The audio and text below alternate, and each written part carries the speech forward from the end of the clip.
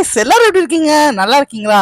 நல்லா இருக்கீங்க நம்புறேன். நான் நல்லா இருக்கேன். Welcome back to our channel. என்னடா அவன் வண்டியில எங்கேயோ போயிட்டு இருக்கானே பாக்குறீங்களா? எஸ் காய்ஸ், நம்ம வீட்டு பக்கத்துல ஒரு சூப்பர் மார்க்கெட் இருக்கு. அங்கதான் இப்ப நம்ம போயிட்டு இருக்கோம். எதுக்கு நம்ம சூப்பர் மார்க்கெட் போறான்னு கேக்குறீங்களா? வீட்டுக்கு கொஞ்சம் ப்ரொவிஷன்ஸ் எல்லாம் வாங்கணும்னு அம்மா சொல்லி விட்டாங்க. அதான் இப்ப நம்ம சூப்பர் மார்க்கெட் வந்திருக்கோம்.